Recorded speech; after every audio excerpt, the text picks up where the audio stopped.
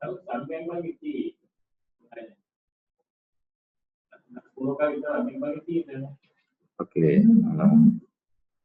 Bismillahirrahmanirrahim. Assalamualaikum warahmatullahi wabarakatuh. Waalaikumsalam warahmatullahi wabarakatuh. Jadi kita hari ini masuk ke materi baru ya, tentang probability. Jadi kemarin kita belajar tentang bagaimana mengolah data ya. Mengolah data. Sekarang hari kita belajar tentang probability. Jadi sebenarnya nanti apa yang saya jelaskan ini ada di buku semua. Dan lebih detail di buku ya. Jadi kalau kalian tidak jelas silakan baca bukunya.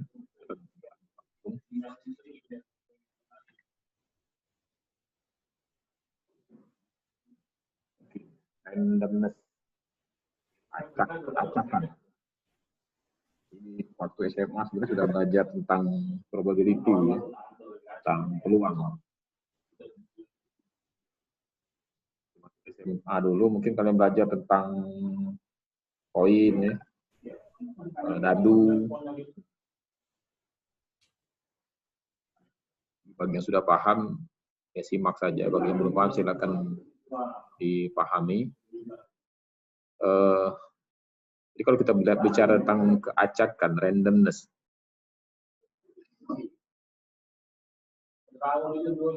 jadi bayangkan kita punya ada kejadian ya, ada kejadian kita melempar sebuah koin banyak n kali. Kalau kita lempar sekali, proporsi dari kemunculan satu sisi uang, misalnya bagian head-nya ya, itu proporsinya 100% sama 0% kalau sekali. Proporsinya itu. Kalau kita melempar 2 kali, bisa kemungkinan langsung 50%. Yang pertama head, yang kedua tail. Atau bisa juga dua-duanya head. Ya, kalau dua-duanya head, berarti head-nya proporsinya 100%, proporsi tail-nya itu 0%. Nah, jadi ini kan acak kan ini. Ini acak. Nah, di dalam teori matematik, statistik, ya, probabilitas, keacakan ini nanti ada ininya reguler, pola reguler. Jadi walaupun acak, tapi saintifiknya ada. Kalau acak kan tidak saintifik sebenarnya. Kalau acak benar-benar acak itu. Nah, di sini ada karena ada pola regulernya, maka kita bisa belajar randomness ini secara saintifik. Ya. Jadi bayangkan misalnya, nah contoh tadi melempar koin tadi, keluarnya kan tidak uncertain, keluarnya pas sekali kita lempar dadunya, kita tidak tahu Pak, yang keluar apa nanti ya, bagian head-nya atau bagian tail-nya. Tapi kalau kita kita lempar koin itu sebanyak 200 kali, atau 1000 kali, atau 5000 kali, nanti baru kelihatan proporsinya itu, nilainya nanti akan dapat nilai tertentu. Misalnya koin ini, nah kita anggap koin ini bentuknya ya, secara fisik bentuknya itu memang terbagi dua, ke salah satu sisi. Tentu saja, jadi kita anggap koinnya ini seimbang, sehingga peluang keluar bagian head dan bagian tail itu sama, itu 50%, setengah, 0,5 dan 0,5. Ya. Kalau kita lempar, walaupun kita keluarnya random, head dulu, tail, head, tail. Pada saat kita lihat berapa kali kita lempar dadu, itu akan kelihatan regular pattern-nya. Oke. Lihat bahwa bagian head dan tail itu, bagian head dan tail itu akan keluar proporsinya sebanyak 50% dan 50%. Kita coba lihat ada percobaan di sini. Ada 2 percobaan. Ada orang melakukan percobaan melempar, ada 2 seri ya, ada 2 rangkaian orang melempar dadu. Si A dan si B melempar. Si A pertama-tama melempar, yang keluar itu adalah bagian head-nya. Jadi kalau kita head, di bagian head ya, yang keluar orang pertama melempar, yang keluar bagian head. Jadi proporsinya itu pada saat lemparan pertama itu adalah 0 untuk tail dan 1 untuk head-nya proporsinya.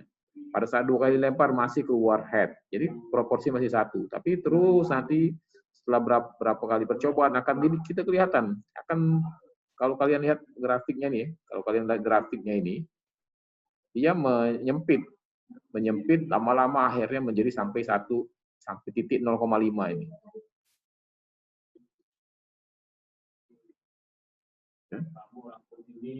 Jadi inilah regular pattern, inilah yang bisa kita pegang di sini.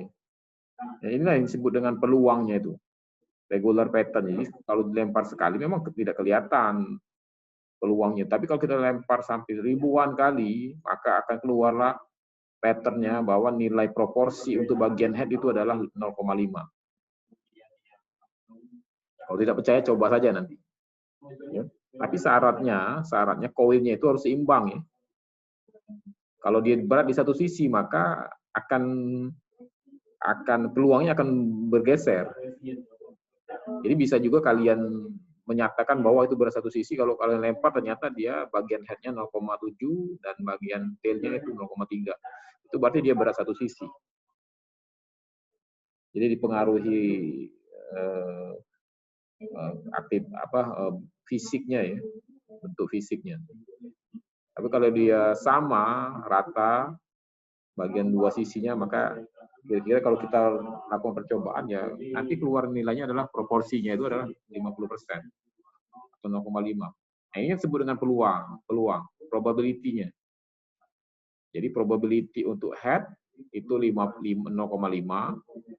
dan untuk tail itu 0,5. Itu head-nya 0,5, tail-nya 0,5. Satu lagi, misalnya kalau kita melempar ini Michael Jordan. Tahu Michael Jordan? Tahu Pak. Tahu ya, Jordan. Jadi Michael Jordan itu melempar bola ke keranjangnya itu, ke basketnya itu. Anggap dia mau melempar dari luar ini ya, dari luar area 3 point itu ya. Dilempar 1, 2, 3. Kan itu ada peluang. Jadi sekali ngelempar itu peluangnya berapa? Nah, antara kalian dengan Michael Jordan, kira-kira probability untuk masuk ke dalam keranjang dan tidak masuk keranjang itu besar siapa juga? Michael Jordan kan. Jadi kalau kita Michael Jordan yang melempar, mungkin probability untuk ini kasusnya Michael Jordan, MJ, Michael Jackson, MJ, Michael Jordan. Jadi kalau Michael Jordan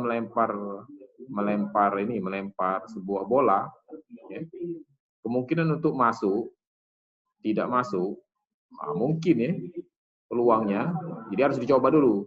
Masuknya lebih besar. Jadi misalnya masuknya 0,7, sedangkan tidak masuknya 0,3. Kalau kita yang lempar mungkin ya, kita maksudnya ini yang ini. Mungkin kalau kita buat probability-nya itu masuk tidak masuknya, mungkin kitanya yang 0,3 mungkin, atau mungkin lebih parah 0,2 dan 0,8.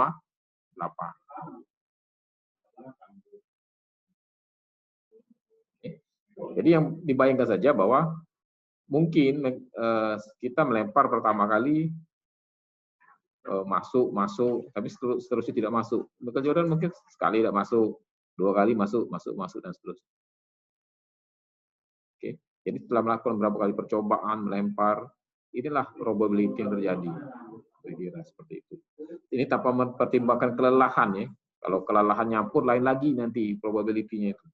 Anggaplah fisiknya tidak berubah setelah kita melempar sampai berapa kali, sampai 100 kali, misalnya 50 kali. Oke, sampai di sini paham nggak kira-kira? Paham, Pak. Paham ya? Ya, kalau paham kita lanjut ke materi selanjutnya.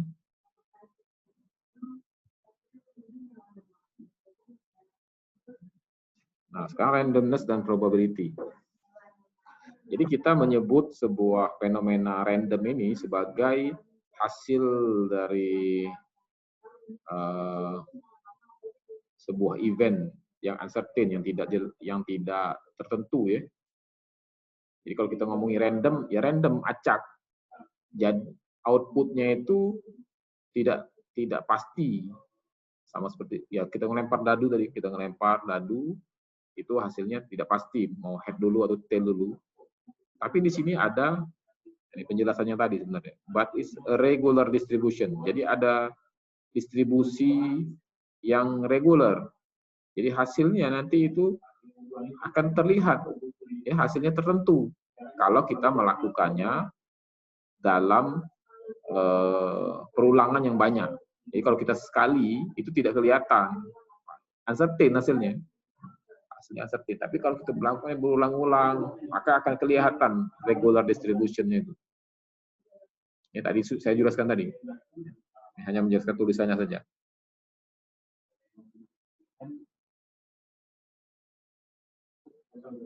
Jadi probability itu adalah outcome, hasil dari random fenomena random tadi. Jadi kalau kita melakukannya dalam very long series repetition, jadi kalau kita melakukan banyak-banyak dengan jumlah yang banyak ya, baru kelihatan itu yang namanya probability. Jadi kalau kita melempar dadu sekali, 2 kali, itu belum kelihatan probability-nya itu. Kalau kita mau menilai berapa probability-nya. Tapi jangan sampai keliru ya, probability itu bukan berarti membagi. Kalau di contoh-contoh di buku, itu kita biasanya menemukan contohnya itu langsung dibagi. Jadi misalnya kalau koin itu langsung dibagi, karena ada dua kemungkinan dia keluar, dia head atau tail, maka langsung dibagi 0,5 dan 0,5 probability-nya untuk yang head 0,5, yang tail 0,5. Belum tentu seperti itu. Tergantung dari koinnya nanti. Ada kondisi-kondisi yang yang mempengaruhinya. Ya kebetulan saja di sini contohnya lebih mudah ya. Itu adalah probability 0,5. Dianggap semuanya ideal. Ya, tapi jangan salah sangka dulu bahwa memang kalau ada 4 outcome ya, 4 buah kemungkinan nilai keluar, maka harus dibagi 4 jadi 0,25. Tidak seperti itu juga ya, tergantung dari kasusnya nanti.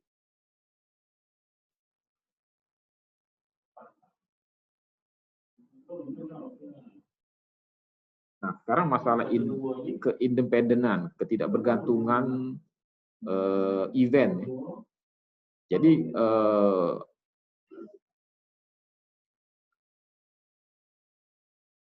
kita langsung masuk ke contoh saja biar mudah pemahamannya. Masalah independen, ketidakbergantungan satu event dengan event yang lain.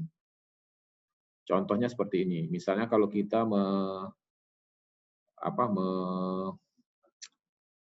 menaburkan, kita taruh di lantai ada 100 koin misalnya, ada 100 koin kita taburkan di lantai dengan proporsi koin itu yang menghadap head itu 50% dan yang menghadap tail itu 50% misalnya ya. Seperti itu. Lalu dengan mata terpejam kita ambil satu koin. Nah, itu probability-nya berapa itu? Kita ngambil yang head. Berapa? Jadi ada koin, ada 100 koin.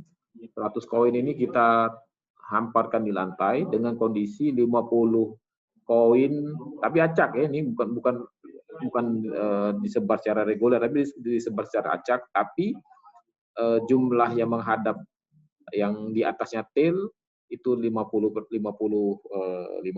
koin, dan yang menghadap head itu 50 koin. Nah, sekarang dengan mata terjam kita ambil satu koin, itu probability-nya berapa untuk yang head? Dijawab enggak? Berapa probability-nya?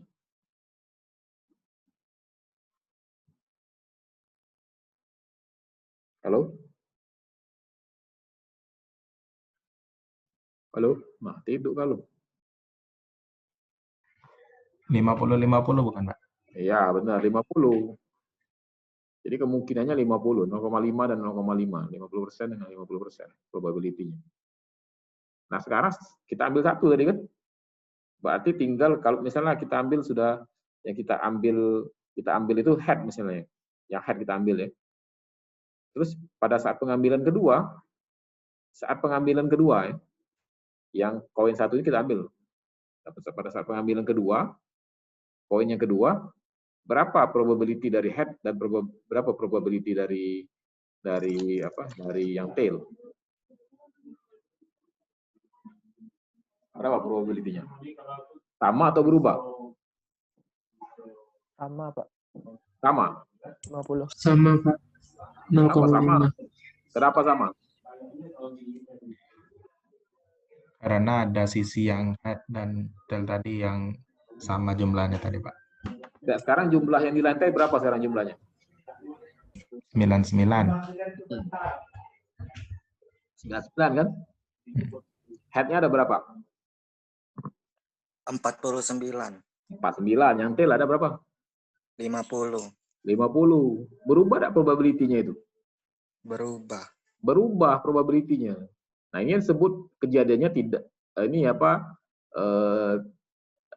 independen. Jadi kejadian satu itu bergantung dengan kejadian yang kedua. Jadi untuk yang head probability-nya berubah jadi 49/99. Sedangkan yang tail jadi 50/99. Ya, paham ya? Nah, ini dua event tapi dia tidak independen, dua event ini. Satu kejadian bergantung dengan kejadian lain. Kecuali kalau koinnya kita balikan lagi, taruh lagi. Jadi kita ambil satu bagian dapat head misalnya, kita taruh lagi. Nah, ya, kejadian kedua itu independen terhadap kejadian yang pertama tadi. Kalau koin satu yang tadi kita tetap pegang, terus kita ambil koin lagi, nah itu disebut dengan kejadiannya itu tidak independen. Beda kan?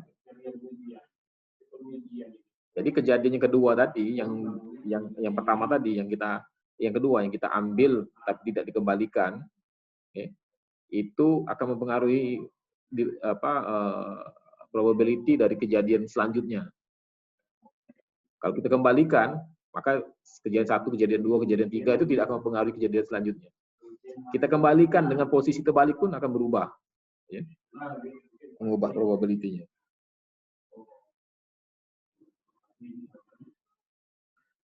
Oke, ada pertanyaan enggak? Jelas enggak? Jelas, Pak. Jelas ya. Jadi pemahamannya dulu sekarang ini. Kalau ngitungnya itu gampang. Ngitung itu jauh dari kali bagi kurang ini lah. Enggak pakai integral. Hitungnya itu. Tapi pemahamannya, nanti soalnya itu pemahaman semua soalnya itu. Ya. Bisa kita lanjutkan? Bisa, Pak. Bisa. Nah, sekarang masuk ke probability model. Jadi probability modelnya kita hanya memodelkan bentuk probability-nya ya. Jadi membuatnya ke dalam notasi. Jadi probability model itu menjelaskan secara matematis outcome dari proses acak tadi. Jadi ada dua bagian di dalam probability model. Yang pertama adalah sample space dan yang kedua adalah probability-nya sendiri. Jadi sample space itu adalah kekumpulan atau sebuah himpunan atau sebuah list dari all possible outcome. Jadi nilai outcome yang mungkin timbul dari proses random, dari proses acak tadi. Ya. Sedangkan probability itu adalah ini tadi probability. Ya. Jadi probability untuk setiap possible event itu harus ada di dalam sample space. Nanti kita lihat contohnya saja. Mungkin saya nyampaikan agak kurang sini. Sample space. Kalau koin, nah contohnya koin tadi. Sample space-nya apa contohnya? Koin, sample space-nya. Sample space itu adalah nilai, set, himpunan atau list atau seluruh kejadian, seluruh outcome, seluruh outcome yang mungkin timbul pada proses random tadi. Nah, kalau koin tadi kira-kira apa sample space-nya? Dan tail. Head dan tail berarti, Pak. Oke, benar. 100. Benar, itu yang disebut sample space. Kemungkinan terjadi.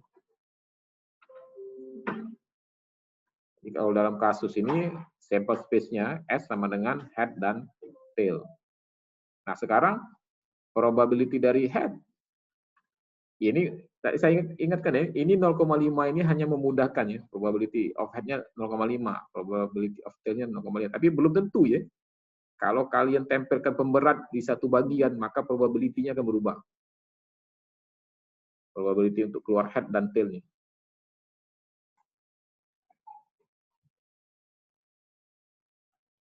Ya, jadi ini contoh sederhana saja, bahwa kalau dia simetris, beratnya sama kanan kiri, maka head dan tail-nya ya seperti itulah, 0,5.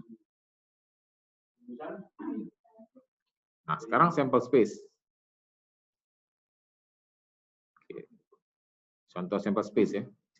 Jadi misalnya seorang pemain basket itu menembakkan shoot, melempar 3 kali ke dalam basket. Ya, melempar bola ke dalam basketnya ya. 3 kali. 1, 2, 3. Nah, kira-kira sample space yang terjadi bagaimana?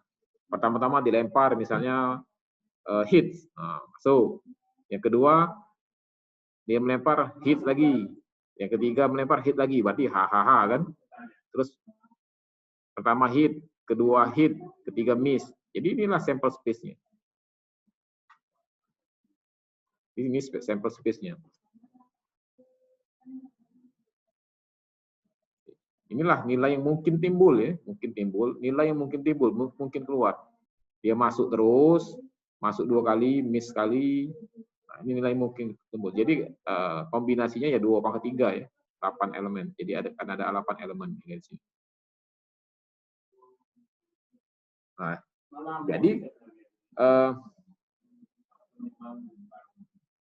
jadi nilai, nilai yang mungkin timbul itu adalah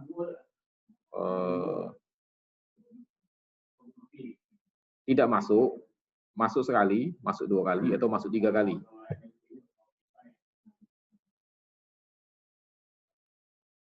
Itu sample space-nya. Ya. Nah, sekarang rule-nya ya. Tadi sample space sudah jelas lah, seperti itulah sample space ya. Jadi possible outcome, nilai yang mungkin akan keluar pada satu event. Nah, sekarang rule-nya, sekarang bagaimana rule dari probability? Jadi pahami rule-nya ini yang harus dipahami. Kalau ada kasus, balik lagi ke rule ini nanti. Kalau ada soal, balik lagi ke rule ini.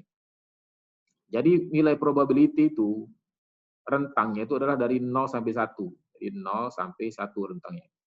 Tidak boleh di bawah 0, tidak boleh di atas 1. Jadi probability itu nilai rentangnya adalah 0 sampai 1. Di mana 0 itu, kalau 0 itu no chance, tidak ada peluang sama sekali. Kalau 1 ya pasti keluarnya itulah.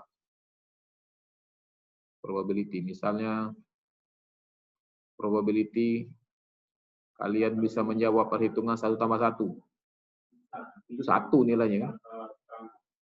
Makanya tidak bisa jawab 1,1.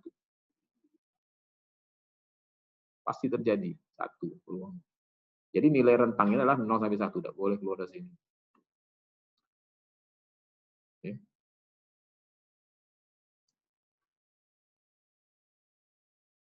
Selanjutnya,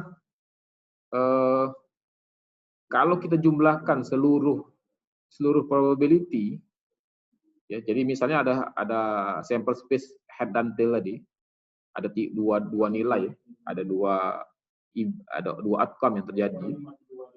Jadi jumlah yang di dalam S ini, probability-nya kalau dijumlahkan harus jumlahnya 1. Prinsipnya seperti itu. Jadi head 0,5, tail 0,5. Ini 1. Ya. Jadi seluruh probability yang ada di dalam sample space kalau dijumlahkan hasilnya harus 1. Ya, tidak boleh lebih dari 1. Nah, ada 2 event itu disjoint, disebut dengan disjoint. Oke. Kalau kejadiannya itu tidak pernah bareng, ya, tidak pernah bareng. Kalau A ya A, kalau B ya B. Kira kalau diagram Venn-nya seperti ini, memang terpisah. Nah, kalau ada kejadian yang tidak disjoint, ya, tidak disjoint, jadi ada kemungkinan misalnya A dan B itu bebarengan. Jadi union, kalau di sini union. Jadi kalau kita ketemu kata union atau di sini kata kunci adalah or, maka tinggal ditambahkan saja probability-nya. Jadi kalau ada 2 kejadian A dan B, okay, di mana ada kemungkinan A dan B itu hasilnya bisa ada irisan atau tidak disjoint. Ya. Kalau disjoint itu memang tidak ada hubungan antara event A dan event B. Nah, di sini kalau ada kejadian, nanti saya sampaikan contohnya. Jadi kalau ada kejadian yang tidak disjoint, maka akan terjadi sebuah irisan A union B. Jadi probability untuk A union B, kata kunci itu or ya, atau nanti kalau di soal-soal keluarnya atau nih. Maka tinggal ditambahkan saja probability A ditambah probability B. Contohnya seperti ini contohnya. Jadi kalau kita melempar sebuah koin 2 kali, sekali, 2 kali, S-nya itu kira-kira S-nya ya. Nah, ini S-nya ya. Sample space-nya itu adalah head, head, head, tail, tail head, tail tail ya. Kira-kira seperti ini. Dengan probability masing-masing ini, nah, kita anggap saja ini orang ini hanya mengeneralisir masalah biar mudah ngitungnya.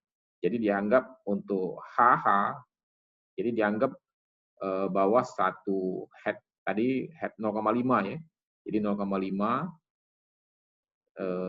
sehingga satu ini dianggap 0,25 seperempat ya, seperempat. Jadi HH ini seperempat, HT seperempat, ya seperempat, IT seperempat probability-nya. Nah, sekarang pertanyaannya, berapakah probability yang bisa kita dapat? Berapa probability dari lemparan, 2 lemparan tadi, yang keluarnya salah satunya itu ada head atau tail. Atau ya, di sini pakai atau. Head atau tail. Ya, hanya head atau hanya tail, sorry, maaf. Hanya head atau hanya tail. Jadi yang keluar itu hanya HH dan hanya tail. Jadi kan PHH, jadi probability dari HH tambahkan saja dengan ini kan OR, probability dengan TT. Jadi tambahkan saja 0,25 tambah 0,25 hasilnya adalah 0,5. Nah, ini yang disebut dengan kalau eventnya itu tidak disjoint. Eventnya tidak disjoint. Jadi ada irisan antara A dan B. Jadi untuk menghitung irisannya, hasil probability-nya kita tinggal menambahkannya saja antara probability yang satu, yang A dengan yang B. Nah, sekarang sebenarnya ada dijelaskan di belakang nanti ya, ada dijelaskan di belakang. Pertanyaan saya itu Pertanyaannya, kenapa HH ini probability-nya diketahui itu PA, PH ya. Probability H kan kita sudah tahu tadi. Anggap saja tadi 0,5. Terus P tail itu adalah 0,5. Nah, kenapa di sini HH-nya seperempat hasilnya 0,25? Kira-kira kenapa?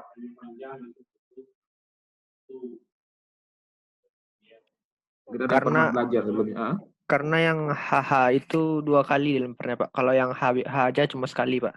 Oke. Ya, logikanya seperti ini. Kalau kita baca rule-nya nanti di depan itu nanti ada rule yang namanya N. Jadi ini kan H dan H ini kan. Ini kan H dan H. H kalau N, ya, N kata kunci ini kan OR. Kalau dia kata kuncinya N, jadi H, ini kan H dan ini. Jadi itu dikalikan bukan ditambahkan. Jadi ditambahkan saja antara PH dikali dengan PH lagi. Nah, ini kan 0,5 hasilnya adalah 1/4. Nanti di depan ada. Nah, sekarang komplement. Komplement itu selain dari ini ya, selain dari nilai. Jadi misalnya ada koin tadi kan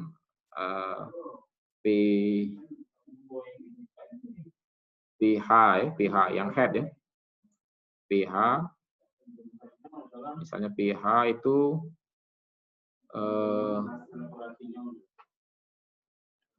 0,5 kan? Diketahui misalnya pH-nya 0,5. Sekarang ditanya, misalnya sampel space-nya hanya 2 ya. Sampel space-nya hanya 2. Sebagaimana kita tahu head dan tail. Dan misalnya kita tidak tahu tail ini berapa probability-nya. Anggaplah kita hanya tahu 0,5. Nah, sekarang berapa PT? P dari tail, probability dari tail. Kita merujuk ke rule sebelumnya bahwa jumlah dari seluruh probability adalah 1. Jadi seluruh probability dari 2 event ini harus 1. Maka tinggal kita kurangi saja. 1 dikurang PH. Jadi hasilnya 0,5. Karena pH-nya 0,5 kan. Nah, ini disebut dengan komplement, not A. Jadi kalau not A atau PA komplement itu adalah 1 dikurang PA. Ini rules-nya. Jadi kan ya. Selanjutnya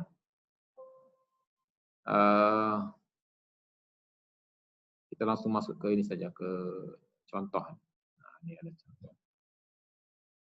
Jadi di perusahaan tahu permen enggak kamu? Kayak Caca ya, Pak. Iya, Caca tahu kamu, alhamdulillah. Jadi ini perusahaan permen. Jadi perusahaan permen ini Candy ini dia akan menempatkan candy-nya itu ke dalam bungkus ya. Jadi ada 6 warna.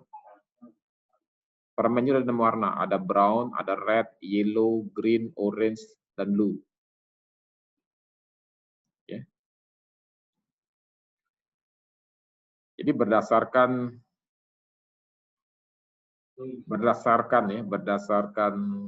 pengalaman mereka, probability untuk masuk warna brown ke dalam bungkus itu 0,3.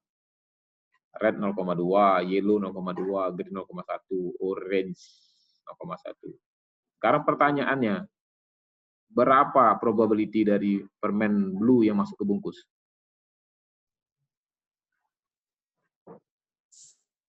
Berapa? 0,1, Pak. 1. Bagaimana cara mendapatkan 0,1?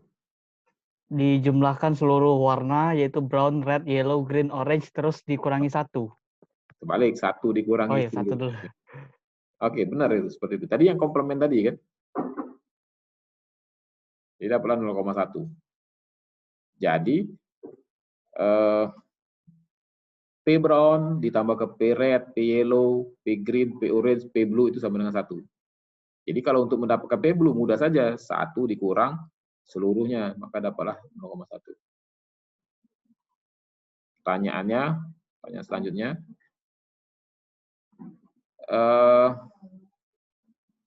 OR ya. Jadi kira-kira berapa probability itu yang masuk itu red, yellow, atau orange? Kalau OR kan, jadi yang probability untuk red yang masuk ke bungkus itu ya, atau yellow atau orange itu berapa? Ya, tinggal, kalau ingat tadi kalau OR tadi tinggal ditambahkan saja. Ya, P red, P yellow, P orange, dapatlah 0,2, 0,1, hasilnya 0,5. Seperti itu.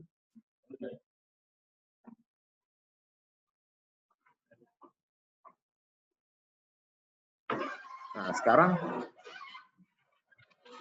tadi itu rule-nya sudah jelas sekarang. Nah, sekarang bagaimana cara kita mendapatkan, tadi sudah saya jelaskan sebenarnya sebelumnya tadi itu bahwa untuk mendapatkan nilai probability itu ada berbagai macam cara. Yang pertama, kita dapatnya secara empirik. Probability itu. Empirik itu kita menarik kesimpulan dari event sebelumnya, event yang sama ya. Percobaan lah. Melakukan percobaan.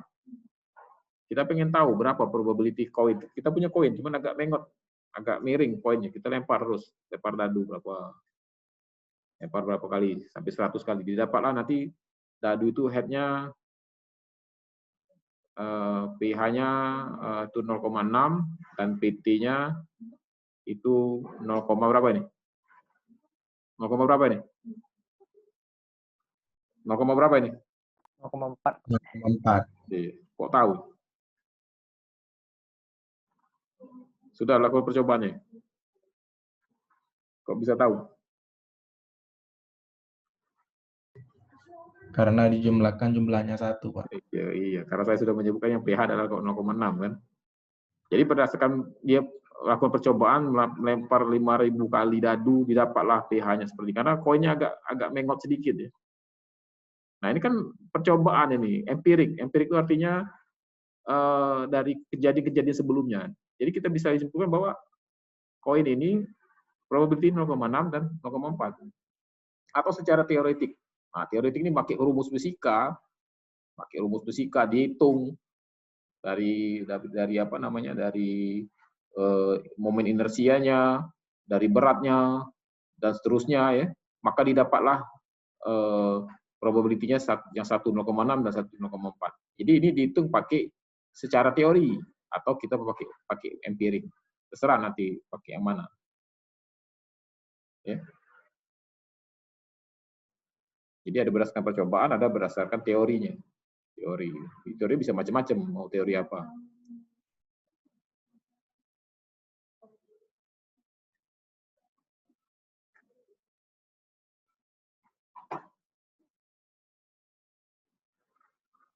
Nah, ini ada contoh lagi di sini bahwa ada kita melakukan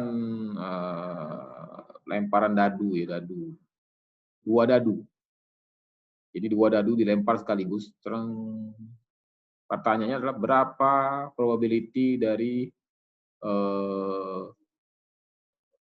outcome yang kalau dijumlahkan itu adalah hasilnya 5. Nah, sebelumnya kita petakan dulu S-nya ya. Jadi jangan lupa kalau ada pertanyaan itu petakan dulu S-nya. Jadi S-nya itu yang kemungkinan 5 itu apa? Yang kemungkinan 5 itu. Kalau kita ngelempar. Jadi jangan lupa S-nya dulu ya. Jadi dalam menjawab kasus probability ini kita jawab dulu S-nya bagaimana. Kalau untuk dadu yang dilempar jumlahnya 5 itu kemungkinannya hanya yang pertama adalah kalau S-nya itu yang jelas 11, 12, 13, 14, 15, 16, 21 dan seterusnya. Ada berapa nih? Ada 1, 2, 6 kali 6, 36. Ada 36 possible outcome. Jadi ada 36 ya. Jadi ada 36 possible outcome. Jadi S-nya itu ada 36. Jadi kita anggap saja dadunya itu seimbang ya, sehingga kita dapatkan probability-nya untuk satu kejadian ini, untuk satu outcome ini, itu adalah 1/36, karena jumlah 36. Tapi ingat tadi ya, kondisinya ideal ya, jadi dapatnya 1/36. Satu outcome ini probability-nya 36. Nah, sekarang kita hitung dulu di sini. Jadi yang ditanyakan yang jumlahnya 5. Jumlahnya 5 itu yang mana saja? Kalau kita lihat di sini.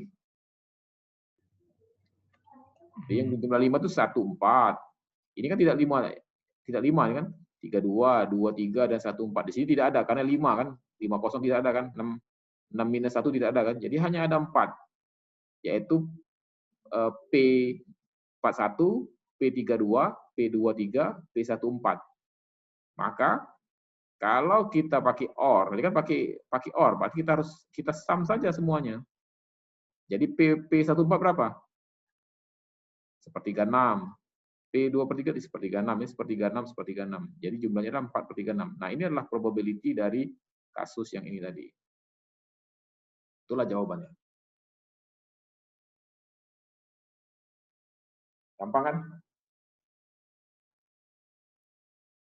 Gampang nggak? Nanti di exercise itu banyak pertanyaannya, nanti silakan dijawab. Seperti biasa. Ini poin 41 dan 42 ya. Jawab di exercise yang 41, 42. Di subbab 41, 42. Itu tugasnya seperti biasa. Ini hanya sebuah cerita ya. Bahwa kalau judi ya, kalau orang buat perusahaan di Las Vegas ya, buat perusahaan judi itu dia pasti untung. Karena mereka yang sudah ngitung probability-nya. Oke, nah ini rules selanjutnya. Rules selanjutnya itu yang pakai N ya. Tadi sudah saya jelaskan. Jadi kalau dia pakai N, tinggal dikalikan saja. Ya, tinggal dikalikan saja pakai contoh kasusnya, langsung kasus saja. Jadi misalnya ada kasus sebuah satu pasangan ya, menginginkan 3 anak.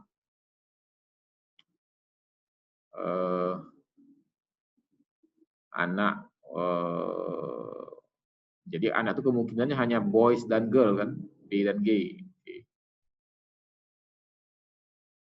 Jadi kalau kita susun kira-kira kemungkinan dia punya anak itu mungkin boy boy boy, ya boy boy boy, boy boy girl, boy girl boy, girl boy boy, dan seterusnya sampai girl girl girl.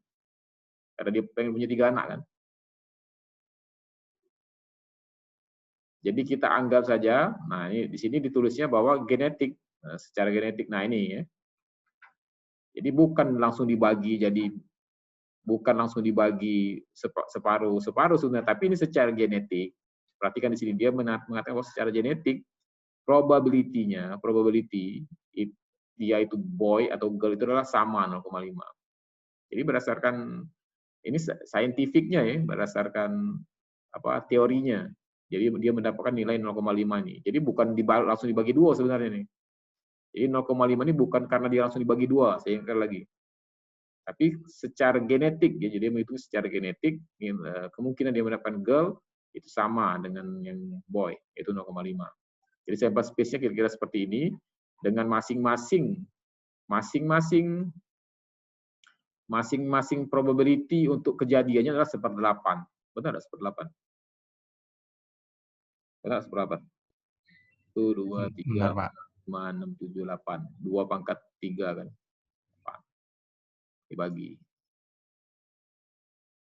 Each birth is independent. Jadi setiap kelahiran independen, bukan kejadian yang koin tadi.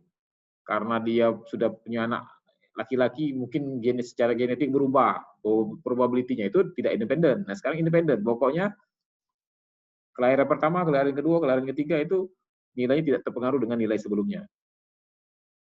Ya. Jadi untuk mendapatkan anak yang B itu boy ya. Jadi kita tinggal kalikan saja. Kalau mau dapat B boy kalikan saja PB kali BB dikali BB, maka dapatlah 1/8. Inilah probability.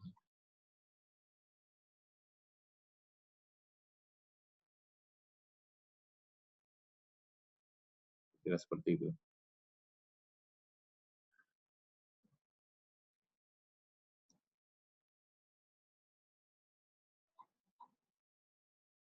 Jadi kalau pengen mendapatkan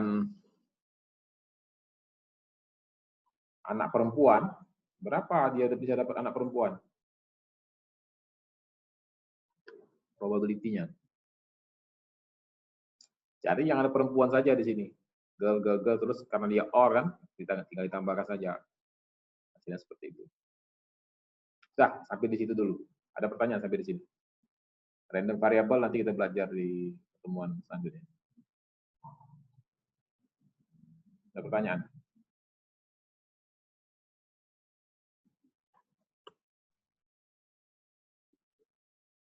Oke, kalau tidak ada pertanyaan, silakan dikerjakan exercise di subbab 41 dan subbab 42-nya ya. Dikumpul hari Jumat. Oke, sampai ketemu minggu depan. Benar ya? Pertanyaan ya? Kalau tidak ada pertanyaan, sudahi pertemuan kita hari ini. Wassalamualaikum warahmatullahi wabarakatuh. Waalaikumsalam warahmatullahi wabarakatuh. Terima kasih, Pak. Terima kasih, Pak.